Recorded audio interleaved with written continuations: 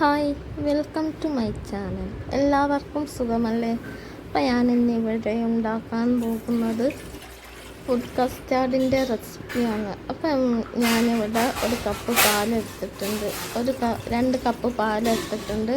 ഇനി ഇതൊന്ന് നന്നായി ചൂടാക്കണം. എന്നിട്ട് ഇതൊന്ന് നന്നായി ഒന്ന് ഇളക്കി കൊടുക്കുക. അപ്പോൾ നല്ല എളുപ്പത്തിൽ തയ്യാറാക്കാൻ പറ്റുന്ന ഒരു റെസിപ്പിയാണ്. നിങ്ങളും കൂടി ഒന്ന് വീട്ടിൽ ട്രൈ ചെയ്ത് നോക്കൂ. അപ്പോൾ ഞാനിവിടെ 2 സ്പൂണ് കസ്റ്റാർഡ് പൗഡർ ഇട്ടിട്ടുണ്ട്.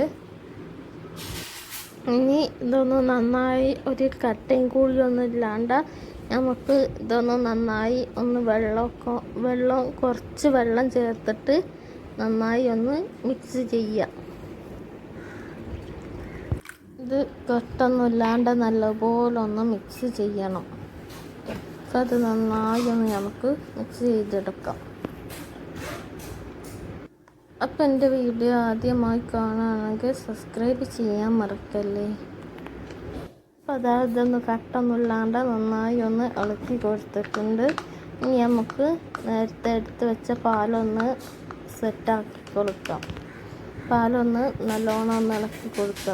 അതിലേക്ക് കുറച്ച് കണ്ടൻസ് മിൽക്ക് ചേർത്ത് കൊടുക്കാം. എത്രയാണോ മധുരം വേണ്ടി അതിനനുസരിച്ച് കണ്ടൻസ് മിൽക്കും കൂടി ഒന്ന് ചേർത്ത് കൊടുക്കാം. ഇതൊന്ന് നന്നായി ഒന്ന് നമുക്കൊന്ന് ഇളക്കി കൊടുക്കണം. അത് നന്നായി ഒന്ന് ഇളക്കി കൊടുക്കുക. ഇനി അതൊന്ന് ഇളക്കി കൊടുത്തതിന് ശേഷം നമുക്ക് നേരത്തെ എടുത്ത് വെച്ച കസ്റ്റാർഡ് പൗഡർ ഇതിലേക്കൊന്ന് ചേർത്ത് കൊടുക്കാം. നേരത്തെ റെഡിയാക്കി വെച്ചതൊന്ന് ഇതിലേക്ക് ചേർത്ത് കൊടുക്കുക. അപ്പോൾ അതാ നമ്മുടെ പാൽവട സെറ്റായി വന്നിട്ടുണ്ട്. ഇനി നമുക്ക് ഇതൊന്ന് തീ ഒന്ന് കുറച്ച് വെച്ചതിന് ശേഷം നമുക്ക് ഇതിലേക്ക് ചേർത്ത് കൊടുക്കാം. ഇല്ലെങ്കിൽ ഇതൊന്ന് കട്ട പിടിക്കും. ഒരു കപ്പ് വെള്ളം കൂടി ഒന്ന് ഞാൻ ചേർത്ത് കൊടുത്തിട്ടുണ്ട്. എന്നിട്ട് ഇതൊന്ന് നന്നായി ഒന്ന് മിക്സ് ചെയ്യുക. ഇനി ഇതൊന്ന് നന്നായി ഒന്ന് കുറുക്കിയെടുക്കണം. ഇനി ഇതൊന്ന് നന്നായി ഒന്ന് ഇളക്കി കൊടുക്കുക. നമുക്ക് എന്തെങ്കിലും വീട്ടിൽ സൽക്കാരോ എന്തെങ്കിലും നോമ്പോ എന്തെങ്കിലും ഉണ്ടാകുമ്പോൾ ഉണ്ടാക്കാൻ പറ്റിയ ഒരു റെസിപ്പിയാണ്. പെരുന്നാളൊക്കെ വരുമ്പോൾ നമുക്ക് ഉണ്ടാക്കാം.